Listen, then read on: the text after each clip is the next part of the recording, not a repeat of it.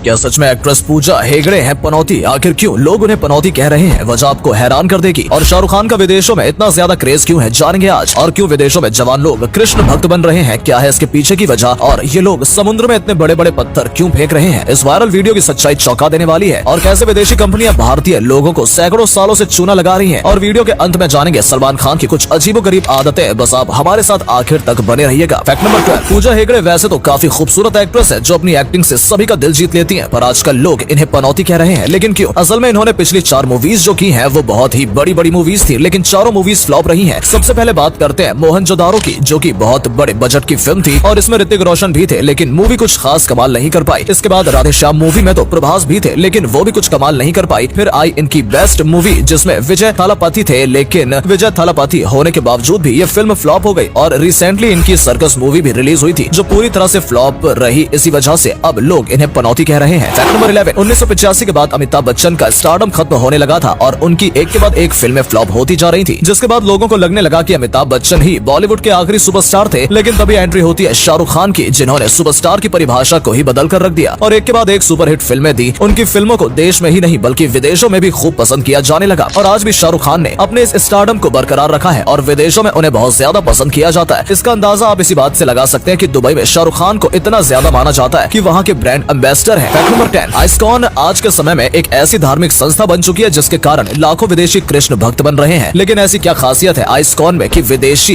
इसकी ओर अट्रैक्ट हो रहे हैं और कृष्ण की लीला में मस्त होते जा रहे हैं? असल में आइस्कॉन की शुरुआत श्रीला प्रभुपादा ने की थी, जहाँ वो विदेशों में जाकर श्री कृष्ण के बारे में लोगों को बताते थे और लोग इनसे इतना ज्यादा प्रभावित हुए कि वहाँ पर कृष्ण भक्तों की संख्या बढ़ती ही चली गई। फिर धीरे धीरे आइस्कॉन विदेशों में खूब फैल गया और आइस्कॉन के भक्तों ने और भी ज्यादा लोगों को आइस्कॉन में शामिल करना शुरू कर दिया। ये लोग भगवत गीता के बारे में लोगों को बताते हैं और धीरे धीरे आइस्कॉन में अब बहुत सारे विदेशी लोग शामिल हो चुके हैं और आइस्कॉन के मंदिर भी बहुत कंट्रीज में है। विदेशों में जवान लोग आइस्कॉन की वजह से कृष्ण भक्त बन रहे हैं क्योंकि उन्हें ये जिंदगी ज्यादा प्रभावित कर रही है। Fact number 9। अभी आप स्क्रीन पर जो वीडियो देख रहे हो उसे देखने के बाद आपके दिमाग में ये सवाल जरूर आ रहा होगा कि ये लोग इतने भारी भारी पत्थरों को समुद्र में क्यों गिरा रहे हैं। चलिए आपको इसके पीछे की वजह बताते हैं। दरअसल ये सब कुछ फ्रांस और ब्रिटेन के बीच में मौजूद अटलांटिक महासागर के सकरे रास्ते में हो रहा है, जिसे इंग्लिश चैनल कहा जाता है। वैसे तो ये एक सुरक्षित इलाका है, लेकिन इसके बावजूद भी मछली पकड़ने वाले लोग इस इलाके में जाल लगा देते हैं, जिससे पर्यावरण को नुकसान हो रहा है। इसी वजह से ये बड़े बड़े पत्थर समुद्र में फेंके जा रहे हैं, जिससे मछली पकड़ने वालों के जाल पत्थर में फंस जाएंगे और उन्हें जाल काटना पड़ेगा और इससे समुद्री जीवों को छुपने की जगह भी मिल जाएगी। ऐसा करने से समुद्री जीवों का शिकार बहुत कम हो जाएगा। Fact number 1। 3 अगस्त 2016 की बात है जब बोइंग 777 का एक जहाज एमिरेट्स फ्लाइट 521 300 लोगों को लेकर भारत के त्रिवेंद्रम एयरपोर्ट से दुबई के लिए उड़ान भरता है और कुछ घंटों के सफर के बाद ये हवाई जहाज दुबई के एयरपोर्ट पर पहुंच भी जाता है। लेकिन दुबई के एयरपोर्ट पर लैंड करने से पहले ही इस हवाई जहाज में कुछ गड़बड़ी आ जाती है, जिससे इस हवाई जहाज के पायलट इसे फिर से उड़ा देते हैं, लेकिन ऐसा संभव नहीं हो पाता और ये हवाई जहाज एयरपोर्ट पर ही क्रैश हो जाता है। धीरे धीरे से सभी यात्रियों को उतार लिया जाता है और थोड़ी ही देर बाद इसमें आग भी लग जाती है। इसके बाद एयरपोर्ट के फायर फाइटर्स इसकी आग बुझाने के लिए आ जाते हैं, पर इस हवाई जहाज में आग इतनी तेज लगी थी कि इसमें एक फायर फाइटर की जान भी चली जाती है और कई फायर फाइटर घायल भी हो जाते हैं। जिस समय प्लेन में आग लगी थी उस समय इसमें कोई यात्री सवार नहीं था, लेकिन इस प्लेन क्रैश के बाद उस समय दुबई एयरपोर्ट पर जो मंजर देखने को मिला था वो वाकई में डरावना था। Fact number 7। आपको ये तो पता होगा ही कि भेड़िए को कभी कोई अपना पालतू नहीं बना सकता, जिसके पीछे के कई कारण बताए जाते हैं, पर इसके पीछे का एक इस्लामिक कारण भी है जिसके बारे में चलिए मैं आपको बताता हूँ। असल में जब हजरत नूह अलैहिस्सलाम ने जब अपनी कश्ती तैयार कर ली थी तो उनकी कश्ती में जानवरों में सबसे पहले भेड़िया ही चढ़ा था, जो 6 महीने तक दूसरे जानवरों की सुरक्षा करता रहा। और जब 6 महीने के बाद कश्ती नूह फिर से हुस्क पर पहुंची तो सभी जानवर उतर गए, लेकिन आखिर तक भेड़िया हजरत नूह अलैहिस्सलाम के साथ ही रहा। जिसके बाद नूह अलैहिस्सलाम ने भेड़िए के सर पर हाथ रखकर उसके लिए अल्लाह ताला से दुआ की कि ए अल्लाह इस जानवर को हमेशा आजाद रखना, और इसलिए आज भी कोई भेड़िए को गुलाम नहीं बना सकता। Fact number 6। अभी आप स्क्रीन पर जिस शख्स को देख रहे हो इनका नाम जादूगर सम्राट शंकर है, जो 72 साल की उम्र में भी लोगों को जादू दिखा रहे हैं। इनके मुताबिक ये अभी तक 28,000 से भी ज्यादा मैजिक शोज कर चुके हैं, जिसमें से 23,000 शोज तो इन्होंने चैरिटी के लिए किए थे। ये करोड़ों रुपए सरकार को दान भी कर चुके हैं। ये शोज से जितना कमाते हैं उसमें से ज्यादातर तो सरकार को दान कर देते हैं और गरीब लोगों की मदद भी करते हैं। इनका मानना है कि भारत में जादूगरी को बहुत ही कम लोग सीख रहे हैं, पर ऐसा नहीं होना चाहिए क्योंकि जादू करके बहुत पैसा कमाया जा सकता है। आपको बता दें कि ये बहुत ही कमाल के जादू करते हैं जिन्हें देखकर लोगों को अपनी आंखों पर विश्वास ही नहीं होता है। Fact number 5। दोस्तों सऊदी में नियम कितने सख्त हैं ये तो आप जानते ही होंगे और सऊदी कभी भी अपने नियम और कानून से समझौता नहीं करता है। सऊदी में एक नियम ये भी है कि कोई भी लड़का लड़की से शादी से पहले साथ नहीं रह सकता। वहीं हाल ही में सऊदी के फुटबॉल क्लब अल नासर को रोनाल्डो ने ज्वाइन किया है, जिसके लिए उन्हें 4400 करोड़ रुपए मिले हैं और अब रोनाल्डो इसी क्लब से खेलेंगे, जिसके लिए इन्हें उन्हें सऊदी में रहना पड़ेगा। लेकिन प्रॉब्लम तो ये है कि रोनाल्डो की तो शादी हुई नहीं है, बल्कि उनकी एक गर्लफ्रेंड है जिससे उन्हें बच्चे भी हैं। तो अगर अब रोनाल्डो सऊदी अरब में रहेंगे तो उनका पूरा परिवार भी वही रहेगा, और बिना शादी के साथ रहना तो सऊदी अरब में गैर कानूनी है। तो आखिर फिर रोनाल्डो सऊदी में रहेंगे कैसे? दरअसल जब से रोनाल्डो ने सऊदी अरब का क्लब अल नसर ज्वाइन किया है, जब से सऊदी में फुटबॉल की फैन फॉलोइंग कुछ ज्यादा ही बढ़ गई है, और इसी दीवानगी को देखते हुए सऊदी अरब सरकार ने रोनाल्डो को इसी तरह से सऊदी में रहने की मंजूरी दे दी है और अपने नियमों को किनारे कर दिया है। फैक्ट नंबर 4, इस्लाम के मुताबिक एक दिन कयामत आएगी और दुनिया खत्म हो जाएगी, लेकिन ये कयामत आएगी कब? चलिए आज मैं आपको बताता हूँ। दोस्तों, कयामत कब आएगी इस बारे में सिर्फ और सिर्फ अल्लाह और उसके रसूल को पता है, लेकिन हजरत मोहम्मद सल्लल्लाहु अलैहि वसल्लम ने कयामत से पहले की कुछ निशानियां जरूर बताई हैं। नबी के मुताबिक जब बहुत ज्यादा कत्लेआम बढ़ जाएगा और भाई अपने भाई को मारेगा, बेटा अपने बाप को मारेगा और लोग एक दूसरे का बहुत ज्यादा हस्त करेंगे, किसी को किसी की परवाह नहीं होगी, लोग गुनाह पर गुनाह करते जाएंगे और भी बहुत सारे फितने हो जाएंगे, तो कयामत करीब होगी। फैक्ट नंबर 3, क्या आपको पता है कि हॉर्लिक्स, बॉर्नवीटा और कॉम्प्लान ये विदेशी कंपनियां बहुत सालों से हमें उल्लू बनाती जा रही हैं। पहले के समय में हम भारतीय बादाम दूध पीते थे जिससे हमारी सेहत काफी अच्छी रहती थी, लेकिन अंग्रेजों को ये बात पसंद नहीं आई और उन्होंने अपने फायदे के लिए हॉर्लिक्स को लॉन्च किया और लोगों को बताया कि ये बादाम दूध से ज्यादा बेहतर है, जिसके बाद इसकी डिमांड भारत में बढ़ती ही चली गई और फिर इसके जैसे ही और भी ब्रांड मार्केट में आते गए जो काफी सालों से हमें उल्लू बना रहे हैं। असल में ये इतने ज्यादा पावरफुल भी नहीं होते हैं। और अगले फैक्ट पर जाने से पहले इस फोटो को ध्यान से देखिए और बताइए आपको कौन दिखाई दे रहा है। इससे पता लगेगा आपका दिमाग और आपकी आंखें कितनी तेज हैं। आपको मिलते हैं 5 सेकंड।